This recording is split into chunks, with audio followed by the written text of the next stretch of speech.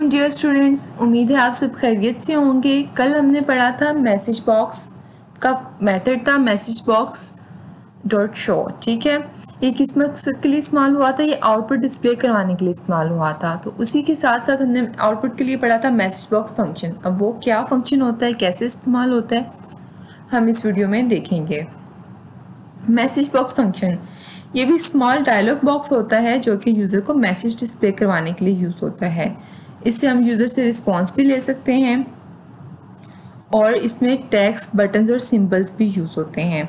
अब इसका सिंटेक्स क्या है? इसके सिंटेक्स में आपने पहले लिखना है मैसेज बॉक्स और फिर अंदर आपने 3 तरह की वैल्यूज़ जो है वो पास करनी है। प्रॉम्प्ट, पहले क्या आप क्या मैसेज दिखाएंगे वो प्रॉम्प्ट में आपने बताना है। उसके बाद इसका स्टाइल में क्या क्या चीज़ें शामिल होती हैं। स्टाइल में उसके जो बटन्स अपीयर होंगे, जो आइकन्स अपीयर होंगे, जो डिफ़ॉल्ट बटन कौन सा होगा, तो ये सारी चीज़ें आपने स्टाइल के थ्रू बतानी है।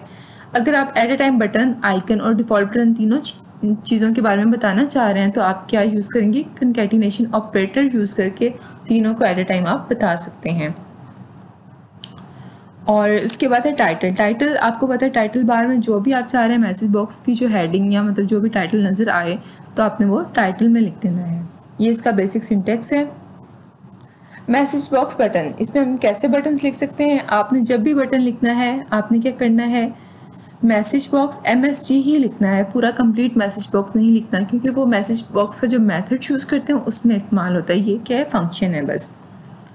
मैसेज बॉक्स स्टाइल लिखना है, फिर डॉट ओके लिखने से क्या होगा? ओके का बस बटन आएगा।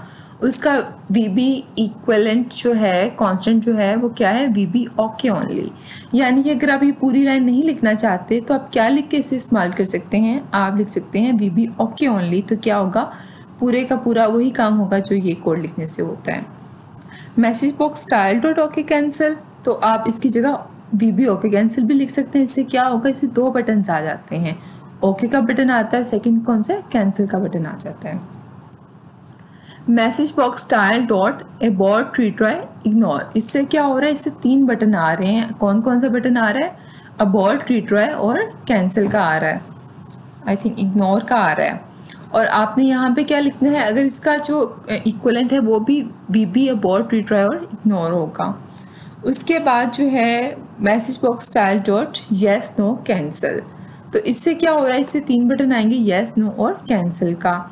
इसके साथ अगर आप VB येस, नो, कैंसिल लिख सकते हैं तो आपको ये पूरे के पूरा कोड, ये वाली लाइन लिखने की ज़रूरत नहीं है। आप सिर्फ ये लिख के भी इन तीनों बटन्स को कर सकते हैं शो। उसके बाद message box style dot yes, no लिखने से येस और नो का बटन आ जाता है। डॉट रिट्राई कैंसिल लिखने से रिट्राई और कैंसिल का बटन आ जाता है। और अगर ये पूरा नहीं लिखना चाह रहे तो आपने VB रिट्राई कैंसिल लिखना है, तो इससे वो बटन जो है वो अपीयर हो जाएगा। उसके बाद है message box icon. Message box में कैसे आइकन आप शो करवा सकते हैं? इसमें 4 तरह के आइकन शो होते हैं। मैसेज बॉक्स स्टाइल डॉट लिखना है, उसके बाद इंफॉर्मेशन लिखेंगे तो इस तरह का आई वाला सिंबल यूज़ होगा। डॉट क्रिटिकल लिखेंगे तो क्रॉस आएगा। एक्सक्लेमेशन लिखेंगे तो ये सिंबल आएगा। और message box style dot question लिखेंगे तो क्वेश्चन मार्क वाला सिंबल आएगा। और अगर ये सारी आप इनकी लाइन नहीं लिखना चाह रहे तो आप इनका इक्वलेंट भी यूज़ कर सकते हैं। यानी कि VB इन्फॉर्मेशन लिखने से ये कोड ये शो होता है, VB क्रिटिकल लिखने से ये आइकन आता है, VB एक्सक्लेमेशन लिखने से ये आइकन जो है ये शो होगा, और VB क्वेश्चन लिखने से क्वेश्चन मार्क वाला आइकन जो है वो अपीयर होगा।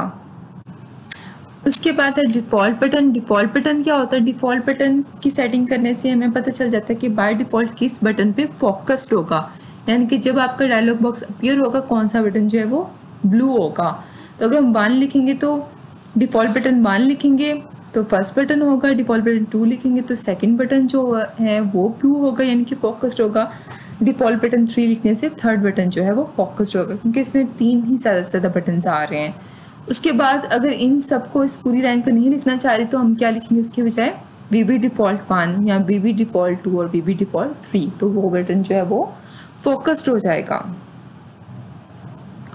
रिटर्न वैल्यूज़ यानी कि हमारा जो डायलॉग बॉक्स है वो हमें क्या वैल्यू रिटर्न कर रहा है कि यूज़र ने कौन सा बटन प्रेस किया है। अगर उसकी value message box result dot okay होगी तो पता चल जाएगा कि ओके का बटन प्रेस हुआ है। अगर कैंसिल होगी तो cancel, abort, retry, ignore, yes, no से पता चल जाएगा कि कौन कौन सा बटन जो है वो क्लिक हुआ है।